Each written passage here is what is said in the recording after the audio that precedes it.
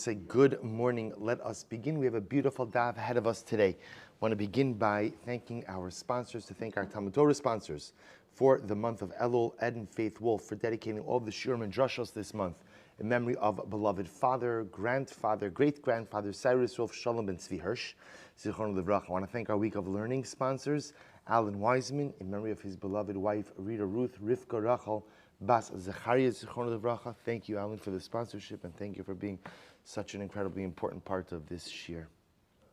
To thank Sonia Bernie Kozlovsky for dedicating the Week of Learning on the occasion of the birth of their grandson, Arya Leib ben Yosef Mordechai, to Perina and Yoi Shacht. We hope that Emir Hashem, in the schus of our learning, all of the neshamas will have an aliyah, the families in Nechama, and that this little boy, new member to Klal Yisrael, Emir Hashem Bizocha, family will Bizocha, Legad Torah, Ulachupa, Ulamaisim Tovim.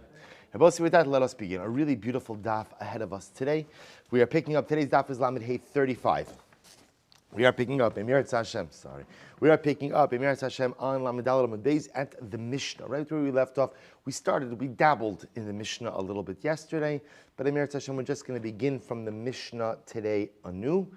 And with that, let us begin. Nasnu b'migdal. So we'll say, interesting case. I placed my Eruv in a migdal. Remember, as I pointed out in yesterday's daf, so although we normally translate migdal as a tower, of course, in this particular context, it means like a chest. So if you could imagine, I put my Eruv in a chest, but what happens? But I lost the key. So what's the halacha? Ultimately, again, the Eruv is still effective. So we'll say, of course, the novelty of, the Gemara is going to discuss, but the Eruv is not accessible. So we'll discuss that in just a moment. But it's an Eruv. Rabbi Eliezer Omer, im eni yodea shemafteach b'mkomo eino Eruv. So we'll see, this is very interesting. Rabbi Eliezer says, we'll say, I mentioned this in yesterday's shir, you know how sometimes you can't find something, you know that the item is not lost. The item is where it's supposed to be. I just can't find it. Rabbi, you hear the musar in this?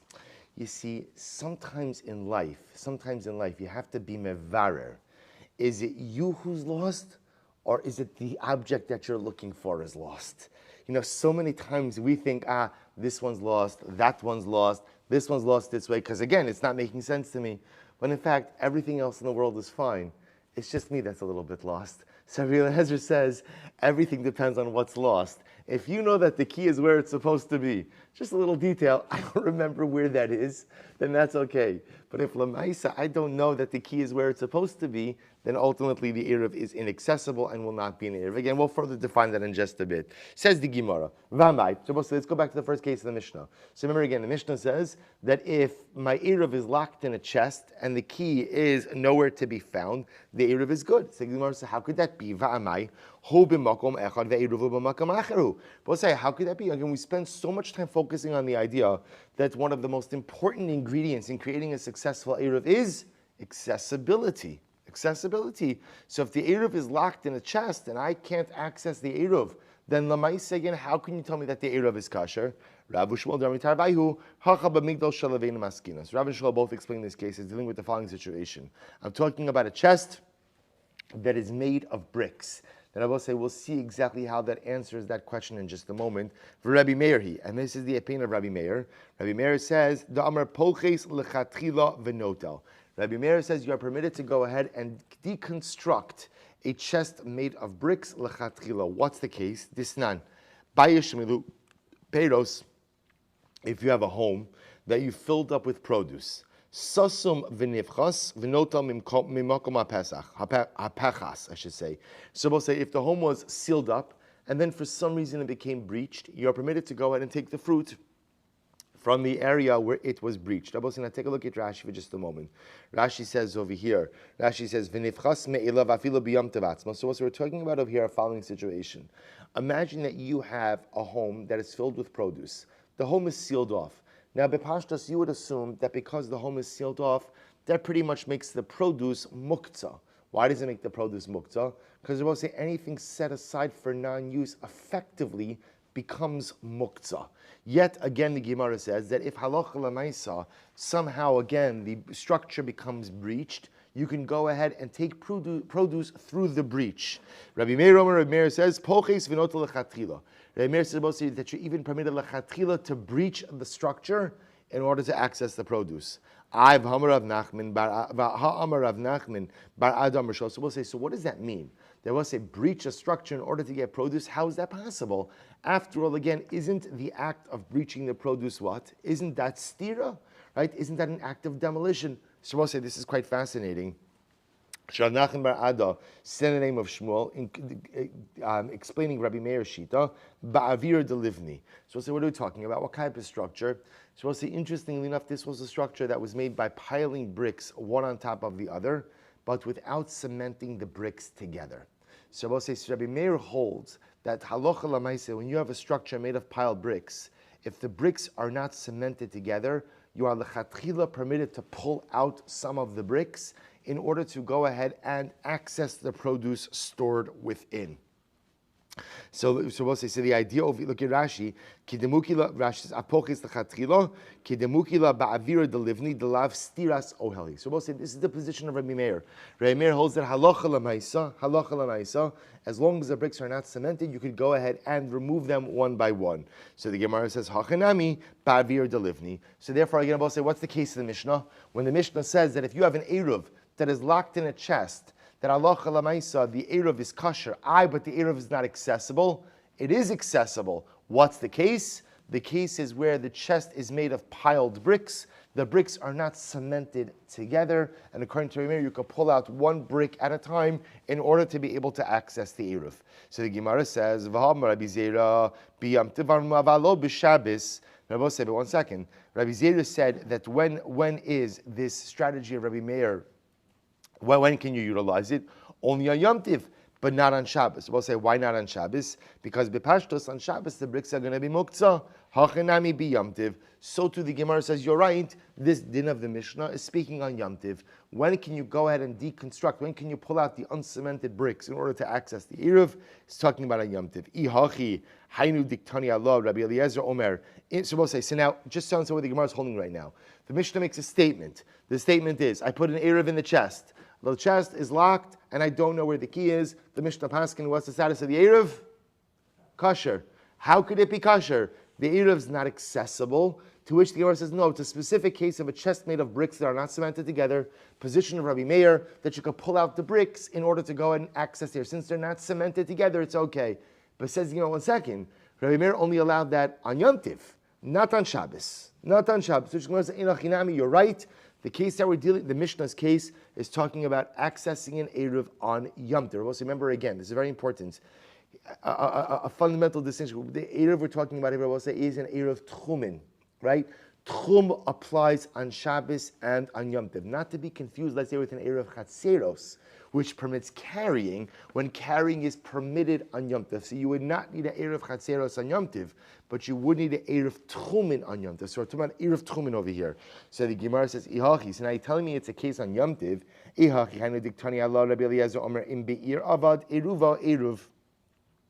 Shabbos says we're going to see again. Rabbi Eliezer commented on this, right? That ultimately, again, if the eruv is lost in the city, then ultimately, again, the eruv is an eruv. But if the eruv is lost in the field, then ultimately, again, the eruv is not an eruv. But if we're talking about Yom Tiv, mali ir, mali soda, what does it make a difference if it's in the field or if it's in the city? Top of Lamed Hey. To which the Gemara says, you're right. Let's start again. Chisuri mechsera v'hachi katani. I will say, in reality, again, there are many blanks that have to be filled into this Mishnah, and in Eretz Hashem, we are about to do so now. Says the Gemara, hachi katani. Nasnu b'migdal v'na'al, top of Lamed Hey, 35a. Nasnu b'migdal v'na'al b'fanav. So we'll say, ultimately, I go ahead and I placed the eruv in a chest, and then I went ahead and I closed the chest, right? No b'fanav. So I locked it up. Va'avar hamafteach, and then I lost the key. Harei ze eruv. Ultimately, again, the eruv is lost. Sorry. Harei ze eruv, the eruv is good. So once I placed it in the chest, I locked the chest, it's a good eruv. When is this so biyamtiv? Oh, Rabbi say, when does this work? This works on Yom Tiv. Why does it work on Yom Tiv? Shabbos ein eruva eruv. But on Shabbos, eruv would not work. Now we'll say again, so let's analyze. Why is that so? Why does it work on Yom Tov and not on Shabbos? Because what are we talking about? A chest made of what? uncemented bricks. Uncemented bricks. So on Yom Tiv, you can go ahead and remove uncemented bricks. Shabbos, you can't. So therefore, you lock the Eruv in the chest. You lost the key. The Eruv will be kosher on Yom Tiv, not on Shabbos. Okay. Nimtza hamafteach bein be'ir bein b'sada.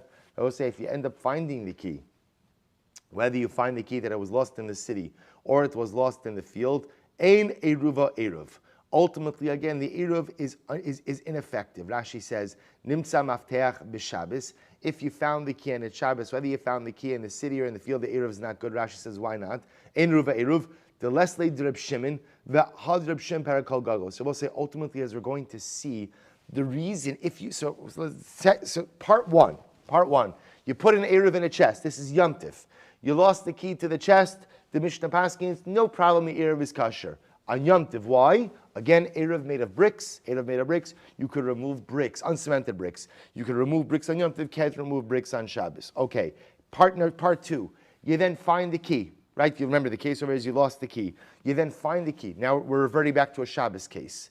Whether you found the key on Shabbos or whether you lost the key, you find the key now at Shabbos. Whether you found the key in the city or in the field, the eruv is going to be ineffective. They both say, why is the eruv ineffective? Because the assumption is you cannot carry the key. So because I can't carry the key, there is no way for me to access the eruv, and therefore ultimately, again, the eruv will be ineffective. Remember again, because on Shabbos, even if the chest is made of uncemented bricks, you can't pull out bricks on Shabbos. Ein eruva eruv. Rabbi Eliezer Omer be'ir. Rabbi Eliezer is like this: if on Shabbos you find the key in the city, eruv eruv, your eruv will be good. Basodeh ein eruv eruv. But if you find the key in the field, the eruv will not be effective. What does that mean? Be'ir eruv eruv kireb Shimon. So also listen to this. If you find the key in the city, then the eruv will be good. Why, like Reb Shimon? What does Reb Shimon say? So say this is the famous sheet of Reb Shimon that we've seen quoted a number of times. The Amar, echad gagos ve'echad chatzeros ve'echad karfifos rishus achos hein lekelin sheshavsu besochen b'Shabbos. So also listen to this. So the Gemara says that this reflects the view of Rabbi Shimon. Rabbi Shimon holds that rooftops, chatzeros, and karfifos are all considered to be one domain for Shabbos regarding kalim that began Shabbos inside of them. Rabbi Sinai, what does that mean effectively? What that effectively means is that technically speaking, according to Rabbi Shimon, you could carry a utensil from location A to location B as long as you could transport it through a network of rooftops, chatzeros, and karfifios. So therefore, Rabbi say, if that is true, then halacha lemaisa, if you find your key in the city, technically speaking, the eruv could be kosher. Why? Because you could get that key back to the chest as long as you're able to transport it in the city throughout gagos, chatzeros, karfifios. So the Gemara says, ein eruv eruv kirabanan. But ultimately, again, the eruv will not be effective in accordance with the opinion of the Rabbanan. So therefore, this is quite a jam-packed Mishnah. So what the Mishnah is teaching us is as follows. Case number one of the Mishnah is, halacha l'maisa, if you locked your eruv in a chest made of uncemented bricks and you lost the key, good news is your eruv is kosher on Yom Tiv, but not kosher on Shabbos. Why? Simple case, because on Yom Tiv you are permitted, at least according to Rameir, to go ahead and remove uncemented bricks. On Shabbos you can't. What happens if halacha l'maisa, again, we're now focusing on a case on Shabbos and you lost the key? So it depends. If you lose the key in the field, everyone agrees that the eruv is not good. If you lost the key in the city, it's a machlokes. Ultimately, again, Rabbi Shimon will hold the eruv is good. Why? Because as long as you find the key and you could transport it through gagos, chatzeros, karfifios, then ultimately, again, the eruv is accessible. The Rabbanan will hold no. The Rabbanan will say reject that position, and will say that halacha l'maisa, the eruv is not good because there's no way to open up the chest. Rabba of Rav Yossi Demar Tarvayu. So also Rabba and Rav Yosef have a different approach, different interpretation. What's the case over here? He says, Hacha b'migdal shel eitz askinan. Watch this, Rabbi. They hold that actually the chest in question is not made of uncemented bricks, but rather is made of wood. And what's the issue over here? What's the problem? So the Gemara says, Demar savar klihu. So one opinion holds that halacha l'maisa, a chest is considered to be a utensil. It's not a structure. It's a kli.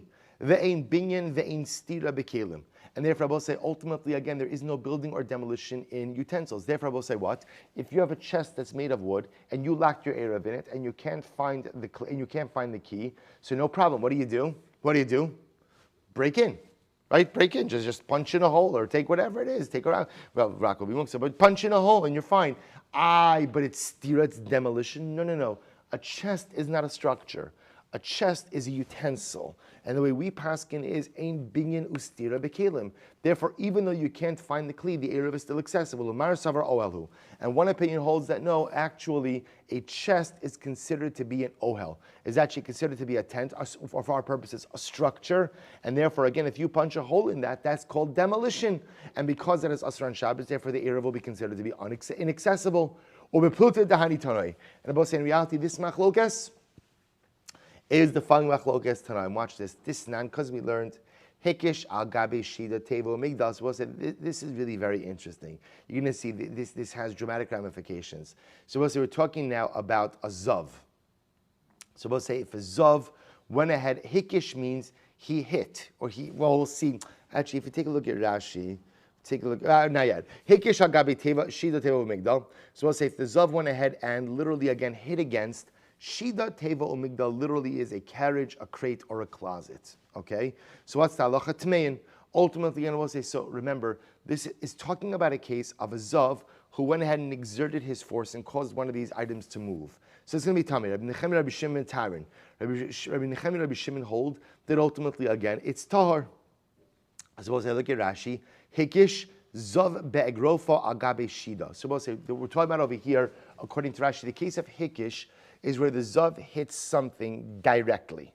He hits something directly. So he's hit something directly. So therefore, again, Rashi says, Timeyin, mipnei she'seitan kegon shaya lavush beis yad, delo tamei benegia, inami she'kisha bechatichas eitz shibados. Supposed to listen to this. Now, Rashi then qualifies the case a little bit more. It's actually talking about a situation where the zav did not touch the object directly. Obviously, if the zav actually pushed the shida tevo migdal with his hand, then of course it's going to be tamei. We're talking about over here, say where either according to Rashi the zav was wearing a glove and therefore he pushed against the shida tevo migdal but didn't touch it directly, or he was holding a piece of wood and pushed the shida tevo umigdal with a piece of wood. So watch this. So the Gemara says that Rabbanon say, Tanakama holds that it's tamei. Rabbi Nechemi, Rabbi Shimon hold that it is tahar. So we'll say, what's the machlokes here? My love b'hakamiflagi, mar savar klihu, umar savar ohelhu. So we'll say, what's their machlokes? The machlokes is a shida teva umigdal. Is it called a kli or is it called an ohel? If you say that it's called an ohel, that it's called a structure, then it could very well be that the zav exerting his force against it will not make it tamei. If it's a kli, if it's a utensil, then the zav has the ability to make it tamei. Look at Rashi just a moment. Ohelhu v'lo mekabel tuma. Ultimately, again, so we'll say, so that isn't that machlokes? Is shida teva umigdal? Is it considered to be a kli or is it considered to be a ohel? So we'll say, so listen to this. So there's an afkamina lagabe zav, right? That if a zav goes ahead and let's say pushes the shida teva umigdal with a stick that's in his hand or with a gloved hand, so does the item become tamei? Well, it depends. If it's a kli, then yes. If it's an ohel, then no. And the Gemara is assuming that same machlokes by zav is going to be the same machlokes by Shabbos. Namely, I lock my Eruv in this chest. So I will say, I lose the key. Is the Eruv accessible? And what's the answer? It depends. If it's a kli, then yes, it's accessible. Why? I could just punch a hole in the chest. If it's an ohel, if it's a structure, then the Eruv is inaccessible. Why? Because punching a hole in the chest would be what? Would be stira, would be demolition, and that would be problematic. To which the Gemara says, but one second. Vatanya, we learned ohel v'niseit tamei, kli ve'eno niseit tar. Yet we learned elsewhere that what? That ultimately, again, if you have an ohel, a structure, an ohel, and the zav moved the ohel, it can become tamei. But yet, if he pushed on a kli and the kli did not move, ultimately, again, it's tar. So we'll say, look at Rashi just a moment. V'niseit she'ino takua yafel kishemakish bo niseit tamei. Suppose to listen to this, but we learned elsewhere that really if a zav pushed against an ohel and the ohel moved, the ohel would become tameh. And yet conversely, if you had a kli that was nailed to the ground and the zav pushed on it and it didn't move, it would be tar. Shabbos says, so we see that by a zav, it's not really dependent on ohel versus kli. What is it dependent on? What is it dependent on? Movement versus non-movement. To which the Katani Seifa, Vim hayu nisudin tmein. And the Seifa said that anything that the zav moves, ultimately again is going to be tamei. Zaklal niseit machmas kocho tamei. So I'll say, listen to this. This is incredible. So what's the klal saying? If something moves as a result of the zav's koach, it is going to be tamei. Machmas ra'ada tar. Rabbi say, listen to this. If it moves as a result of the zav's vibrations, for example, Rabbi say, imagine the following situation. Let's say a zav jumps up and down. And so Rashi says, Machmas ra'ada shetafach beragla bekarka, u'machmas ninua hakarka niseit akli, afa pi shenitek min aris tar de koach gufo. So listen to this. Anything that a zav pushes on directly, and I will say, by the way, directly doesn't even have to mean with his bare hand. Directly can mean with his gloved hand. Directly could even mean he takes a stick and he moves something. But something is clearly moving because of his koach. Ultimately, again, that becomes tameh. Conversely, if a zav jumps up and down and his vibrations cause something to move, that is tar. That is tar. Machmas ra'ada tar. Ela amra Abaye, we'll say, watch this. Abaye says, the kuli alma hesit machmas kocho tameh. Machmas ra'ado tar. We'll say, watch this. Watch this. Abaye says, everyone agrees. Really riveting. I haven't said that in a long time, but I realized I was thinking about this over Shabbos. I think I overused riveting a little bit in Shabbos, so I was compensating by not using it enough in Eruvin, but I feel like I slighted the Masechta a little bit. I think this might be my first riveting in 35 blot. I asked Mechila from Maseches Eruvin, because this is mamish riveting. Listen to this. Abai says as follows: the kuli alma hesit machmas kocho tameh. So we'll say, here's the klal.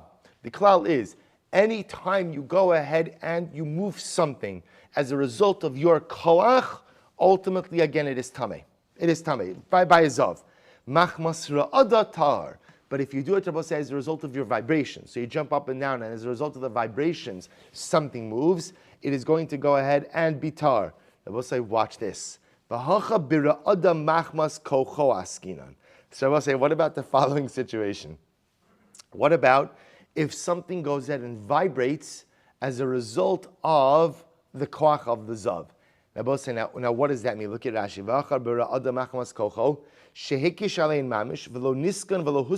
So we'll say, watch this. This is really incredible. You're going to see the incredible ramifications of this. So we'll say, here's what everybody agrees with.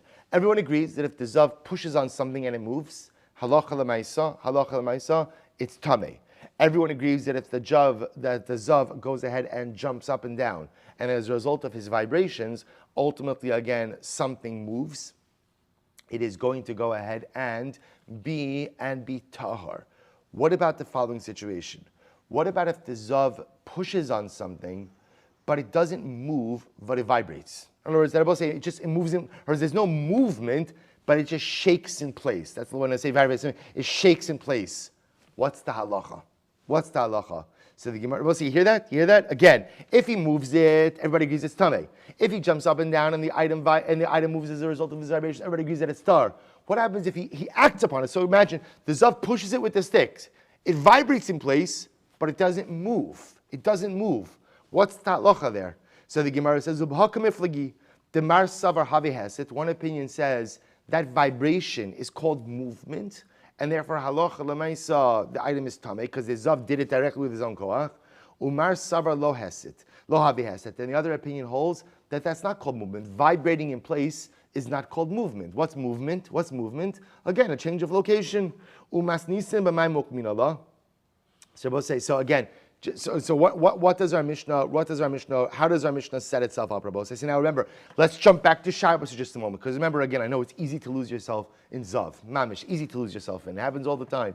So let's say, so again, let's get back to Shabbos. So remember again, now back in Shabbos, remember, how do we get into this? So the Gemara says, remember, because Abaye and Rabba and Rav Yosef wanted to say, what's the case of the Mishnah? We're talking about a migdal shel eitz, not like we were saying before about a chest made of uncemented bricks. No, we're talking about a wooden chest. And what's going on over here? What's the machlokes? The machlokes is a wooden chest considered to be an ohel, or is it considered to be a kli? So remember again, I put in a wooden chest, I lost the key.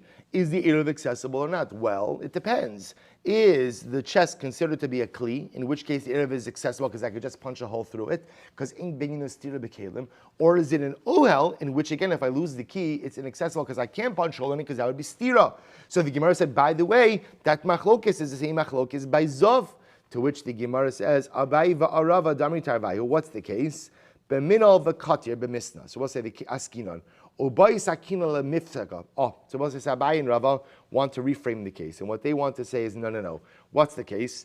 The case is where the chest is tied, Rabosai, b'minol, with a lock, v'katir b'misna. So we'll say the lock itself, the locking mechanism of the lock is a rope. It's a rope. And what happens? Ubai sakina lemifsake. And I will say, really, all I need is a knife to cut open the lock. I actually don't need a key. In other words, there is a key. The key is lost, but the good news is, even without the key, there's a way to get into the chest. Just, I don't know, whatever the mechanism of the lock is, but just cut the rope. So, okay, so you're saying, what's the problem? Watch this, Rabbi say. Tana kama savla krabiosi damar kola kelim nitalan b'shabis chutz mimesra godel v'yesed shal macharisha. Ultimately, again, the Tana Kama holds that any utensil is permitted to go ahead and be carried, right? With the exception of Mesra Gadol, the large saw, and Yesed Shal Macharish, Rabbi say, is like the blade of a plow. Rabbi Eliezer Savalak Rabbi Nechemia, Afilu Talas, Afilu Tarvad, Ein Nitalin Elil Tzorech Tashmishan. So we'll say even a talis, a cloak, or even a spoon can only be carried for their own purposes. So we'll say what this comes down to is as follows. The Gemara now reframes it, moves away from the wooden chest idea and says, no. The issue at play over here is not the actual chest, but rather is the lock. There is a way to access the eruv. What does accessing the eruv really require? It requires you to cut the rope of the lock. So we'll say, so what's the big deal? Oh, this is machlokes and muktzah. So we'll say, here's the shayla. The Rabbanan say, no problem. You just need a knife. A knife is not muktzah on Shabbos. Go right ahead, and you could go ahead and carry the knife, cut open the lock, and therefore the eruv is accessible. We'll say Rabbi Eliezer holds like Rabbi Nechemia. If you remember again, the sheet of Rabbi Nechemia in Hilchos Muktzah said that a utensil on Shabbos could only be carried for its primary designated purpose. I will say, what is the purpose of a knife? What is the purpose of a knife? To cut your food. To cut your food. Therefore, according to Rabbi Nechemia, you would not be permitted to go ahead and carry the knife in order to cut open the lock. So therefore, I will say three different interpretations ultimately again as to what the case of the Mishnah is. Either the possibility of the shida, teva migdal, that is made of uncemented bricks. Second possibility, and therefore again, that was Rabbi Meir. Or second possibility is that it's a chest made of wood, and that's the machlokis. Is it a kli or is it an ohel? Or third possibility is actually this is a machlokis about hilchos muktzah. The locking mechanism could be easily undone with the cutting of a knife, but the shayla is, are you permitted to go ahead and move a knife on Shabbos for this particular purpose? Rabbi Eliezer holds like Rabbi Nechemia that you cannot go ahead and move a knife for anything other than eating, versus the Rabbanon who hold that pretty much as long as the item is not muktzah, halacha lamaisa, it may be moved. I just want to go back for just a moment because there is an incredible and overwhelming piece of hashkafa on this. Remember again, the Gemara said that there was a machlokes by Zav. Everyone agrees by Zav that what? If the Zav moves something with his koach, ultimately again, it is tameh. And everyone agrees that if he jumps up and down, and as a result of his movement, right, he creates vibrations in the kli, everybody agrees that halacha l'maisa it's tahar. What was the machlokes? If the zav pushes on the utensil, but it only vibrates but doesn't move, halacha l'maisa, is that called dynamic activity or not? Is the item tameh or not? And I will say, what an incredible hashkafic lesson as well. See, I will say, everyone agrees that if halacha l'maisa, you move yourself in life, that's called incredible movement. Everyone agrees that if you just jump up and down and make a lot of noise and talk about what you're going to do, that's called absolutely nothing. I will say, what happens if at the end of the day, I put in the effort to really grow and to really move myself, and I move, but I don't really progress? So I put in the effort to do, but I don't really progress. I vibrate in place. But again, there's koach that's there. There's koach that's being exerted, but lamaisa, again, I only vibrate in place. So we'll say, what happens under those circumstances? You hear the hashkafa? If you go in and you move yourself, of course, incredible zachisa. If you jump up and down talking about what you're going to do but never actually do anything, that's meaningless. But what happens sometimes in life? I exert the effort, but for whatever the reason, I just can't move. So I vibrate, right? I go back and forth. I move a little bit in place, but I don't actually progress. So I will say, is that called movement or not? That's the machlokes. We'll say that's the machlokes. That's the machlokes. Ultimately, again, in Hilchos Zav, Rabbi say, however we pass in Hilchos Zav, one thing you should be aware of, that in Hilchos Ruchnius, even a little bit of vibration in place is still called movement in life. Halacha l'maisa says, as long as you don't stay still, even if you can't progress to where you want to get to, even if all I'm doing is vibrating in place, l'maisa, a little bit of movement in place is better than no movement at all. That's halacha l'maisa. Says the Mishnah. We'll say incredible what you can learn from Zav. Says the Mishnah. Niskalgo chutz l'tchum. We'll say another fascinating case. So let's say again the eruv rolls outside of the tchum. So we'll say this is a great case. So over here, remember again, I established my makom shvisa. So we'll say, so remember again, in order for your eruv to be effective, we'll say remember, you automatically on Shabbos have 2,000 amas from the edge of habitation. So let's say, for example, again, I reside in Baltimore. So let's say, again, I have 2,000 amas from the edge of Baltimore, for whatever that means, the edge of Baltimore. So we'll say, so remember again, how does Eruv Tchumen work? You go somewhere within those 2,000 amas. You can go to the edge of the 2,000 amas. But we'll say, so let's say again, in this case, I go to the edge of the 2,000 amas. I establish a makom shibi. So I put my food down. I establish a domicile that extends my tchum another 2,000 amas. So we'll say, let's say the case over here is where the food rolled out of the tchum. The food rolled out of the tchum. So niskal go chutz l'tchum, or nafal of gal, or I will say for that matter, again, a pile of stones fell onto the food, thereby rendering the food inaccessible. O nisraf, or I will say, or the food was burned up, or truma v'nitmes, or if I'm a kohen and I was using truma for my eruv, the truma became tameh. So maybe od yom. So we'll say if this happened before Shabbos started, eina eruv. So we'll say obviously, if any of this stuff happened before Shabbos started, then the eruv was never effective, right? If the eruv rolled out of the tchum before Shabbos started, was burned, right? A pile of stones fell on it, it became truma, was tameh. So then remember again, when is the status of the eruv locked in? When? Ben hashmashos. So the eruv must be good at the onset of Shabbos. So if any of this stuff happened at the beginning of Shabbos, it's not good. Meshech hashecha. But ultimately, again, if it happened when it was already dark, harei ze eruv. Then we'll say as long as the eruv was good at the onset of Shabbos, we're good. So we'll say, what about safek? Now, obviously, we know this was coming. He'll say, so what happens again? I come back on Shabbos day, and I see my eruv rolled out of the tchum, or I see that it's buried under a pile of rocks. And of course, what's the $1 million question? I don't know when this happened. Because I will say, generally what's going to end up happening with eruv is you're going to place it there sometime Friday afternoon, and you're going to go home. You're going to go home. So we'll say, so now I come back Shabbos day, and I don't know when was the eruv buried under a pile of rocks. Did this happen before Ben Hashmashos? Did this happen after Ben Hashmashos? So the Gemara says, Harei ze eruv. I'm sorry. It's Safek. Rabbi Meir, Rabbi Huda both say, Harei ze chamar gamal. So we'll say, this is very interesting wording, which you're going to see. A chamar gamal means someone who's leading a camel and a donkey. So as Rashi points out, apparently, you would lead a donkey from behind and a camel from in front. So if you were leading both a camel and a donkey, you would be in the middle of the two animals. So we're going to see this as another way of saying that in the case of Safek, you can pretty much only utilize the area that you know for sure to be covered by both tchumen.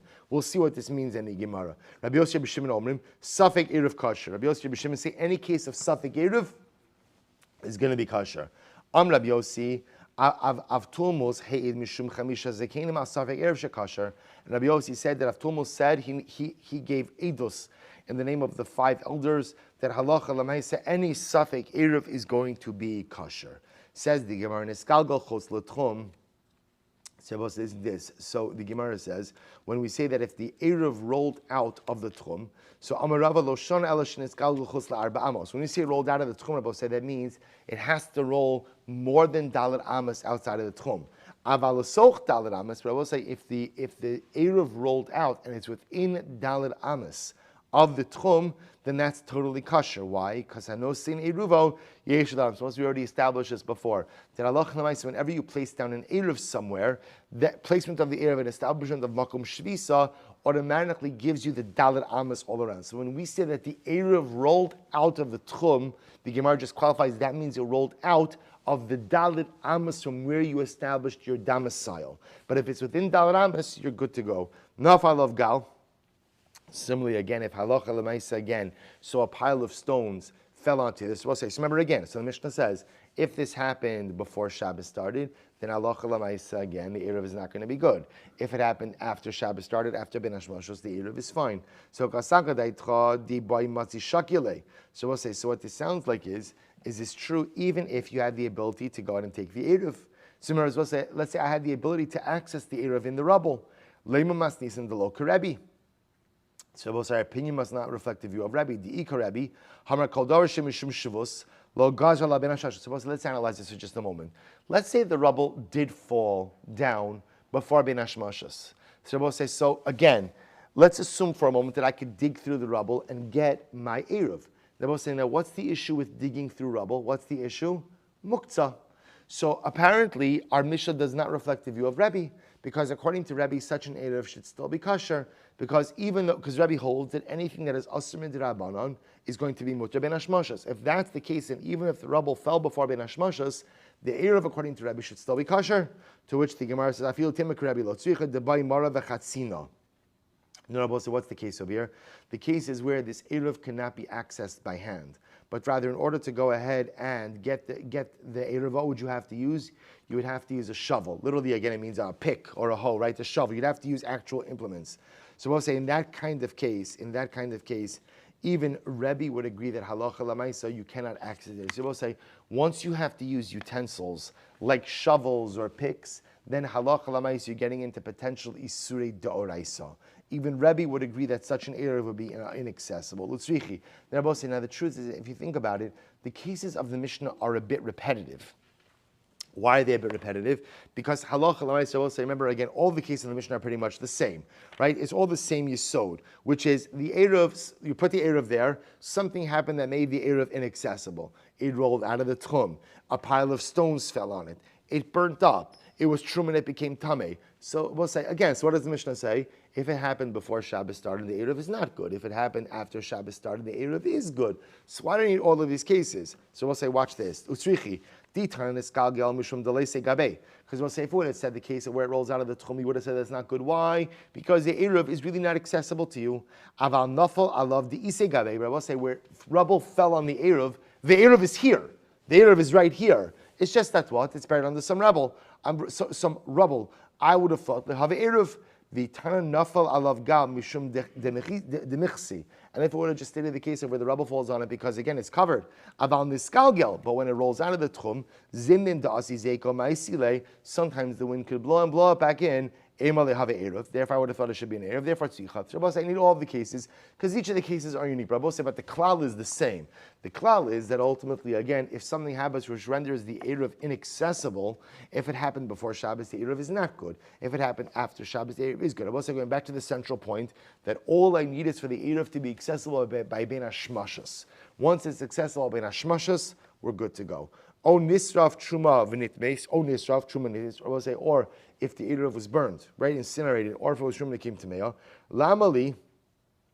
So we'll say, why don't we both of these cases? In other words, again, it's all the same case. So here we go. Tana nisraf. It brings down the case of nisrafai amud beis lo diacha kochol de Rabbi Yossi. Ultimately, again, to teach me the power of Rabbi Yossi's position. That ultimately, again, the afagav the ino ba'olam lo missa. So it teaches me the position of Rabbi, because teaching the koach of Rabbi Yossi's position, Tana truma v'nitmeis lo diacha kochot Rabbi Meir. And ultimately, again, it teaches me the case of truma to teach me ultimately, again, the power of Rabbi Meir's position. V'sava Rabbi Meir sveko l'chumra. Now I will say, does Rabbi Meir hold that halacha l'maisa safek eruv is treated l'chumra? But one second. So we'll say, so in general, so we'll say, remember again, we have Rabbi Meir in the Mishnah. Rabbi Meir says that if you have a case of Safek, Rabbi Meir would do Amri Harei Zechamar Gamol. So we'll say Rabbi Meir holds that in the case of Safek, in other words, I'm not sure Was the Eruv rendered unfit before Shabbos started, after Shabbos started? Meir says that's Chamer Gumel. Now also we're going to see Chamer Gumel is code for Chumrah. Chumrah. Meir says if you're not sure when the Eruv became inaccessible or unusable, you have to be Machmir and pretty much only use the area that you know would be covered by both Eruvim or by both Tchumin, by your old Tchum and by your new Tchum. We'll see that more in depth, but the idea is Rabbi Meir holds that Safek Eruv l'Chumrah. So the Gemara says, is that true that Rabbi Meir really holds l'Chumrah? So the Gemara says, but one second. Vatnan we learned, Tamei sheyara litbol, Safek tavel, Safek l'tavel. Listen to this case. You have someone who's Tamei. So he's going to the mikvah. And there's a Safek. Did he have a proper tefillah, or did he not have a proper tefillah? Or a Safek, did he immerse or not? Vafilu tavel, even if we know for sure he immersed. Safek tavel ba'ar bo'imsa, Safek lo tavel ba'ar bo'imsa. We have a shayla on the mikvah. Did the mikvah have the requisite 40 sa'ah or not? Or v'chin shnei mikvos, or you had two mikvos. Ba'achas yesh ba'ar bo'imsa, one mikvah had 40 sa'ah. Ba'achas ein ba'ar bo'imsa, one mikvah didn't have 40 sa'ah. V'tavel ba'achas man, he went to the mikvah, he doesn't know. Ve'eni odeh be'ezem tavel. So we'll say, I know I have two mikvos. And what? I just don't know which mikvah I immersed in. Did I immerse in 40 sa'ah or not? So what's the halacha? Sfeiko tamei. So we'll say in any case of safek, we're going to say that you're tamei. When is that so? Medra amurim b'tumah chamura. So Rabbi say, the Gemara says, when is that so? But tumah chamura. Rabbi say, what does tumah chamura mean? Rashi says, tumah chamura, it's the last of the wide lines in Rashi on top. Shenitma b'tumah hatum amitamasom in Torah. So we'll say, when do we say that if you're not sure, we'll say, again, was I tovel, was I not tovel? Was I in a kosher mikvah, not in a kosher mikvah? So we'll say, if you're not sure, sfeiko tamei. When is that so?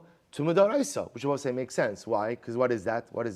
Safek d'oraisa l'chumrah. So if you have a biblical tumah and you're not sure, did you go to the right mikvah? Did you immerse or not? We're going to say your safek is tamei. Aval b'tumah kala, but I'll say, for example, tumah kala. And I'll say, what's tumah kala? That's tumah midrabanan. If you have tumah kala, kigon sha'achal ochlin temeyin, v'shasa mashkin temeyin. But if halacha l'maisa, you have tumah kala. For example, you ate ochlin temeyin. Which will say these are all cases of rabbinic tumah. You ate food which was tamei, or you drank something that was tamei, or haba rosha v'ruba maim shuvin, or again, the majority of your head and body, right, were immersed into drawn water. These are all forms of rabbinic tumah. O shenafa lo rosha v'ruba shlosha lugin mayin shuvin, or again, 3 lugin of drawn water fell on your head and the majority of your body. The yarad litbal, and you went to the mikvah. So we'll say again, we're not going to get into this. These are all just cases of rabbinic tumah. Safek tavel, safek lo tavel. If you're not sure if you went to the mikvah or not, vafilu tavel, and even if you know you went to the mikvah, safek tavel ba'ar ba'imsa, safek lo tavel ba'ar ba'imsa. Or you went into the mikvah, but what? You're just not sure. Did you go into a kosher mikvah or not at 40 sa'ah or not? V'chin shnei mikvahos, or there were 2 mikvahos. Ba'achas yesh ba'ar ba'imsa, ba'achas ein ba'ar ba'imsa. One mikvah had 40 sa'ah, one mikvah did not. V'tal ba'achas me'em de'me'ezem tavel. So saying I went to one of the mikvahos, I just don't know which one I went into. Sfeiko tahar. So I will say, what do you see from here? You see from here, again I will say, it's very simple cheshbon. If you were tamei with a tumah chamura, biblical tumah, and you're not sure, did you immerse, did you not immerse? Or you know you immersed, but you don't know if the mikvah was kosher. Or there were 2 mikvahos, one was kosher, one was not, and you don't know which one you immersed in. Very simple. If it was tumah dorai, so tumah chamura, then what? Sveiko tamei. Safek dorai, so l'chumra, you're going to have to go back to the mikvah. But if you had rabbinic tumah, then halacha l'maisa what? Sveiko tar. Because Rabbi say that is safek dirabanan l'kula. To which the Gemara says, Rabbi Yossi mitame. Rabbi Yossi ultimately again will say that you're tamei. So Rabbi say, so what do you see from here? Rabbi say, now why is this important for us? You see, we are presupposing, Rabbi say, that the halachos of tchumin are what? Dirabanan. Are dirabanan.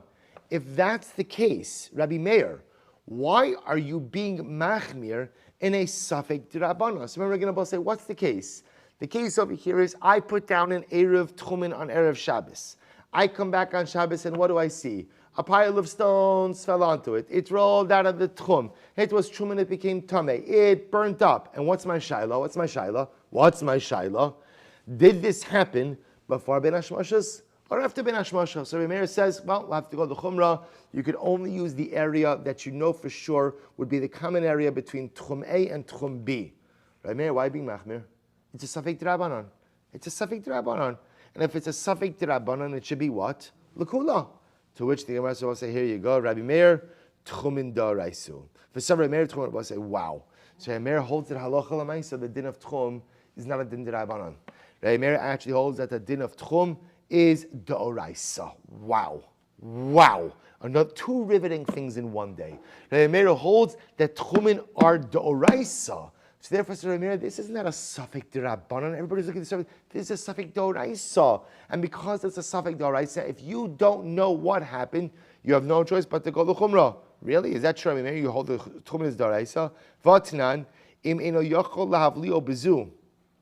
Im eno yachol lahavlio. Bezu Om Rabbi Dostar by Rabbi Meir Shamati Shemekadrin Baharim. So we'll say, now watch this. So this is actually quite a fascinating sugya, which we're going to get to as well.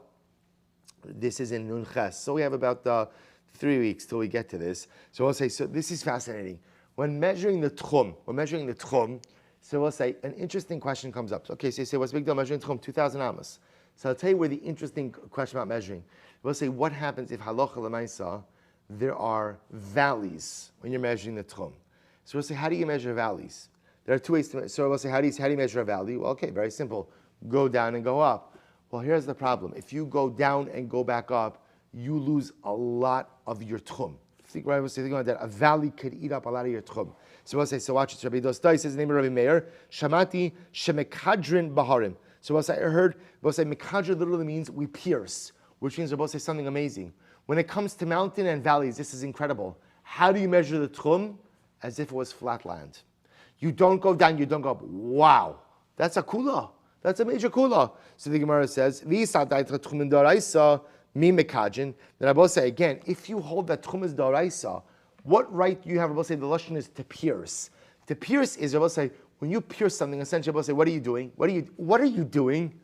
You're viewing the mountains as if they don't exist.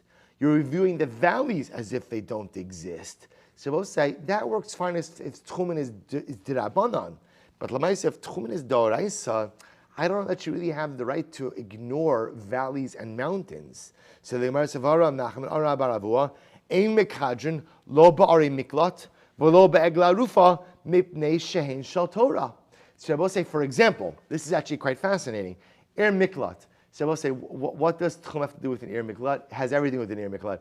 An miklat, we'll say, city of refuge, which remember again were the Levitic cities, which is also where someone who killed accidentally went to refuge. You have a tchum. An miklat has a tchum. So we'll say, just like the miklat provides refuge for the accidental killer, the tchum of the miklat also provides refuge. But when measuring the tchum of the miklat, we'll say, you have to include mountains and valleys. Which means they both say, so again, because daraisa, you have to be machmir. So you include the descent and the ascent of the valley, right? The ascent and the descent of the mountain. Egla rufa, what's egla rufa? Rahman al-Tan, you find a murdered person. So what do? You measure the closest city. Now, both in measuring, you include complete measurements of mountains and valleys. So you see that whenever it comes to a daraisa, you must take into account mountains and valleys. Now you're telling me about tchum mekadrin. Right, by tchum we pierce. We view the mountain as if it's flat. We view the valley as if it's flat, which obviously means that what? Tchumen is not daraisa. Because if tchumen was daraisa, then halacha l'maisa, it should be treated like egla rufa. It should be treated ultimately again like miklat. To which the Gemara says, lokashya hadidei hadrabe. They both say two different opinions. One was the opinion of Rabbi Meir. One was the opinion ultimately again of his Rebbe. So the Gemara says, after all, Diktani. So the Gemara says, Dekanami Diktani Bezu Am Rabbi Dostai Rabbi Yana B'Shum Rabbi Meir Shamati Shemekadrin Baharin Shmamina. So we'll say Enachinami. Rabbi Meir says, I heard that by tchum you could go ahead and pierce the mountains, which Abosai means Rabbi Meir's shita him. So Rabbi Meir was saying, my Rebbe said that you could pierce the mountains because my Rebbe holds that what? That tchumin are d'Rabbanan. But me, Rabbi Meir says, my particular shita is that what? Tchumin is d'oraisa. And if tchumin are d'oraisa, then what Rabbi say? Enachinami, you would measure tchum Shabbos like you would measure the tchum of the Miklat, like you would measure the tchum ultimately again, or not measure, but you would measure Egla Rufa, which means you would not pierce. So therefore, Rabbi Meir's shita is that halacha l'maisa tchumin are da'araisa. Wow. So according to Rabbi Meir, if tchumin are da'araisa, then number one halacha l'maisa, you would not say piercing. In other words, you would go ahead and measure the tchum with the mountains and advise according to Rabbi Meir. And halacha l'maisa, that's why Rabbi Meir holds that a suffix when it comes to tchumin is going to be dealt with how? It's going to be dealt with l'chumra ultimately again, and that's why Rabbi Meir will hold in the Mishnah that if halacha l'maisa you don't know when did the Eruv roll out, when was it destroyed, when did the pile of bricks or pile of stones fall on it, when did it become tamei, you have to resolve it ultimately again in l'chumra. All right, so we'll stop over here. We'll pick up Emirat Hashem with the Rami Daraisa Emirat Hashem tomorrow. Evosai Yeshakayach. Beautiful. Chavran Zoom Yeshakayach. Everyone have a